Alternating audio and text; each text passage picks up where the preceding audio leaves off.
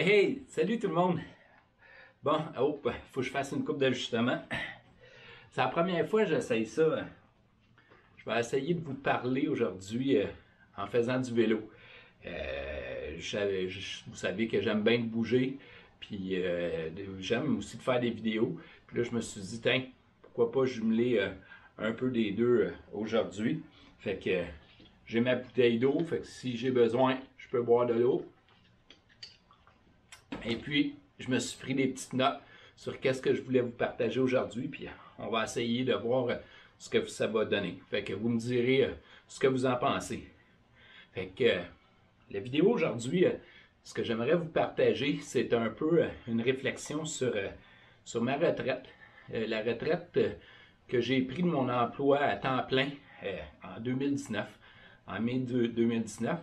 Ça faisait 31 ans que je travaillais dans une usine de haute technologie près de chez moi, pas loin d'ici. Puis j'adorais mon travail en passant. Une superbe équipe, des beaux défis. Mais j'avais juste le goût de vivre d'autres choses. Ma conjointe puis moi, on avait eu une réflexion. Ah, attendez une minute. Avant, je vais reculer. Pourquoi j'ai envie de vous parler de ça? Ben, c'est parce que le week-end dernier, j'écoutais une vidéo de Pascal Marquis qui se faisait poser il répondait pendant une de ses vidéos à une question qui s'était fait poser par un de ses auditeurs. Puis c'était pourquoi tu ne délègues pas des tâches quand tu fais tes vidéos? Fait que Pascal Marquis, pour ceux qui ne le savent pas, c'est un YouTuber à temps plein. Et puis c'est ça, il fait ça de son travail aujourd'hui. Fait qu'à un moment donné, il a ramassé où il y avait assez de fonds pour pouvoir prendre la décision de quitter son travail à temps plein et puis de faire ça de sa vie, vivre de ses vidéos YouTube avec différents revenus. En tout cas, je ne rentrerai pas là-dedans. Mais ce qui a piqué ma curiosité, c'est la question de pourquoi il ne déléguait pas des tâches. Puis, en gros, ce que j'ai retenu de Pascal, c'est que, tu sais, oui, dans toutes choses qu'on fait, il y a des choses qu'on aime, il y a des choses qu'on n'aime pas, mais à un moment donné, faut faire des choix. Si on ne veut pas passer à côté de quelque chose dans la vie. Et puis, lui, dans son cas, ben, il a décidé de vivre de ses vidéos YouTube, de déléguer des fois, peut-être pas si payant que ça, selon certaines expériences qu'il a eues. Fait qu'il n'était pas certain s'il voulait vivre ce défi-là, en plus de la gestion du personnel. Fait que je reviens à moi. Fait que quand j'écoutais son vidéo, quand j'ai pris ma retraite en 2019, ce qu'il faut comprendre, c'est qu'à ce moment-là, j'avais 49 ans. Et puis, après 31 ans de service, je m'apprêtais à prendre ma retraite. Mais c'est une réflexion qui a commencé il y a bien longtemps. Tabarnouche. Drôle de timing. Erreur de débutant. Fallait que je check ma carte SD si elle était pleine avant de commencer parce que faut bien croire que j'ai manqué d'espace. Fait qu'on recommence. Il y a eu une petite coupure fait que, dans la vidéo. Fait que je reviens, ma conjointe puis moi, on souhaitait prendre notre retraite à 55 ans suite à des publicités dans notre jeune temps qui incitaient beaucoup les gens à s'enligner pour prendre une retraite à l'âge de 55 ans. C'était Freedom 55, qui était la fameuse annonce ou bien Liberté 55 d'une compagnie, en tout cas en Amérique du Nord, qu'on connaissait bien.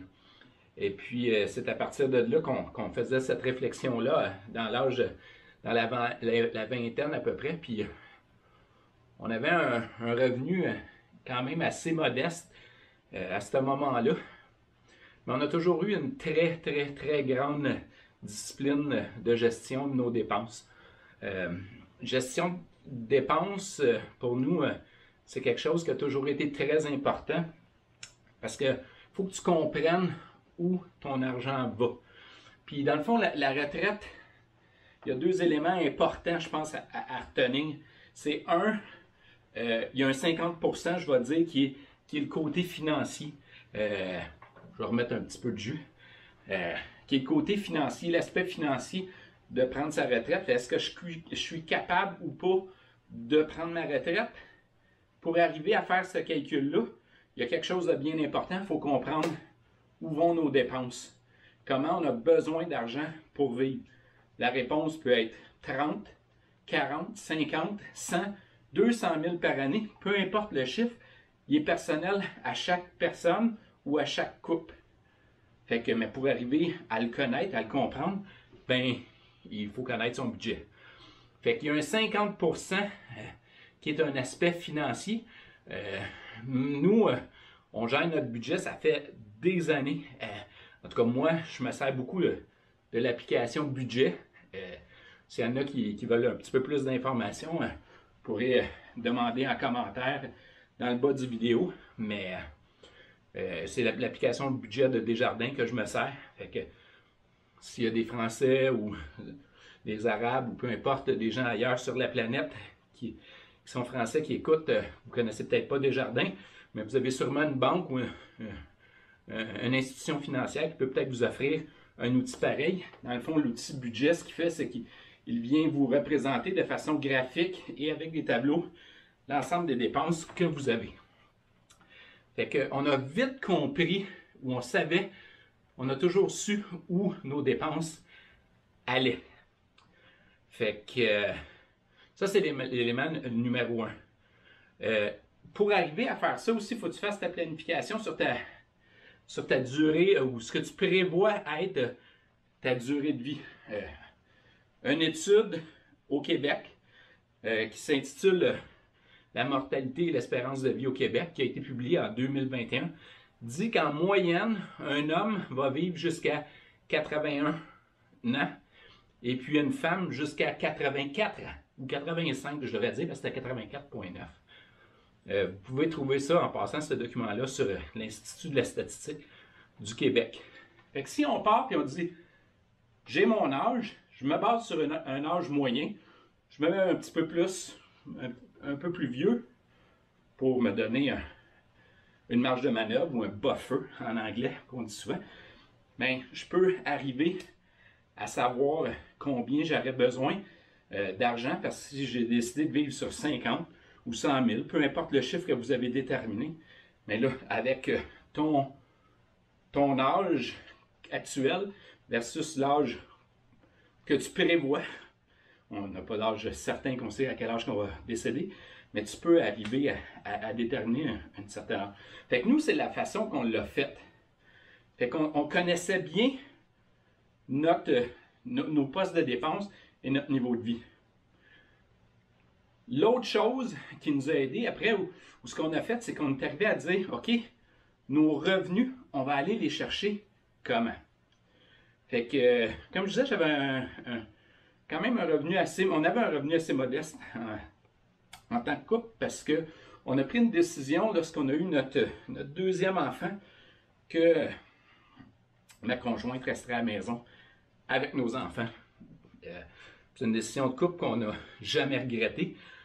On a adoré le rythme de vie qu'on a vécu et puis on était capable de se le permettre. Fait qu'on a fait ça à un très jeune âge. Mais ce que ça a fait, c'est que ça amenait des budgets différents. Fait que ce qu'on a décidé de faire, c'est d'investir. On a toujours eu la discipline de mettre des montants dans les REER pour économie d'impôts et se donner un certain coussin financier. J'avais un régime de retraite à cotisation déterminée de mon employeur. Mais le gros de ma planification, ou de notre planification, je devrais dire plutôt, sur le long terme, c'était l'immobilier. Ça a été l'immobilier. Parce que c'est le moyen qu'on s'est dit qu'on serait capable d'arriver à faire maintenir le rythme de vie qu'on souhaitait vivre, ma conjointe et moi. Fait qu'à 49 ans, quand j'ai pris ma retraite, ça faisait déjà 2 ans au moins dans ma tête que c'était clair que j'arrêtais et on parlait plus en question de... C'était vraiment en question de mois ou en question d'années. Tout ce qu'on faisait, c'était un cheminement qui se passait dans ma tête. OK, après ça, qu'est-ce que je vais faire de mon temps? Parce que comme je disais, il y a un 50% qui est financier dans mon avis à moi, puis il y a un 50% qui est l'occupation du temps. On passe énormément de temps au travail. Fait que ce que ça fait, c'est qu'on se développe un réseau social, des amis, des connaissances, puis on va les perdre, ces gens-là, quand on va prendre notre retraite. Parce que malheureusement, on n'est plus dans le même contexte, fait que souvent, on les voit moins. C'est pas vrai qu'on les perd toutes, mais on en perd beaucoup. Fait que qu'est-ce que tu vas faire pour occuper ton temps, puis comment tu vas bâtir ton nouveau réseau social dans ta nouvelle vie? Fait que c'est un peu ce que les 2 dernières années m'ont permis de faire. Puis ma conjointe et moi, pour ceux qui ne savent pas, je suis conseiller municipal ici dans ma municipalité. Et puis, on est énormément impliqués bénévolement à travers différentes causes. Fait que, gros, notre social, on va le chercher à travers nos implications dans la communauté. Parce qu'il faut se rappeler, c'est que l'aspect monétaire du rythme de vie modeste qu'on voulait vivre, il était réglé.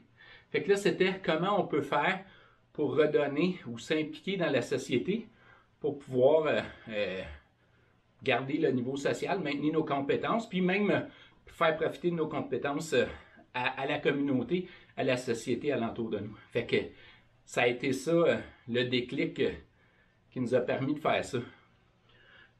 En même temps, on fait énormément de sport, fait que, ou en tout cas beaucoup de sport, que ce soit du vélo en dedans, dehors, le rameur qui est à côté de moi, du kayak, on se promène en Westphalia.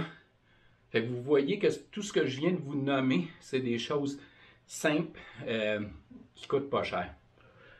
Fait que avoir continué à travailler à 49 ans, est-ce que ça m'aurait apporté plus? C'est sûr. C'est sûr qu'on aurait pu continuer, j'aurais pu continuer encore 5, 10 ans.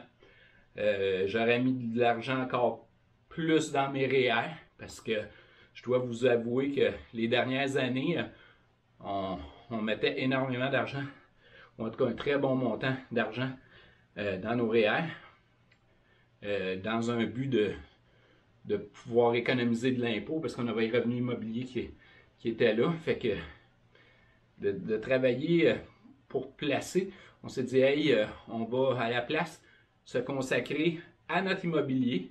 Fait qu'on a le temps de le faire, donner à la communauté, soit en bénévolat ou comme je l'ai fait à travers le conseil municipal. Fait que c'est un peu où ce que j'ai rejoint Pascal Marquis quand il disait est-ce que je délègue, est-ce que je fais plus d'argent ou moins, ou en déléguant, c'est sûr qu'il va sortir plus de vidéos. Nous, dans notre cas, est-ce que j'aurais ramassé plus d'argent? Sûr que oui. Est-ce que j'aurais eu plus de plaisir? Pas certain. J'aurais peut-être passé à côté de quelque chose qui aujourd'hui je trouve super intéressant parce que je contrôle mon temps. Je réussis à faire du sport comme que je veux. Je réussis à m'impliquer dans ma communauté. Et puis, c'est ça. C'est en gros le résumé que j'ai. Je ne sais pas si je vais avoir piqué votre curiosité. C'est un test. Je me suis dit, je vais vous parler un peu de ma retraite. Je l'avais dit dans mon vidéo d'intro. En passant, je ne suis pas financier, j'ai aucune compétence financière. Fait que pour prendre aucune compétence financière, j'ai pas de diplôme qui me donne le droit de donner des conseils financiers. Fait que tout ce que je vous dis là, c'est mon approche, notre approche à José, à moi. Fait que vous en faites ce que vous voulez.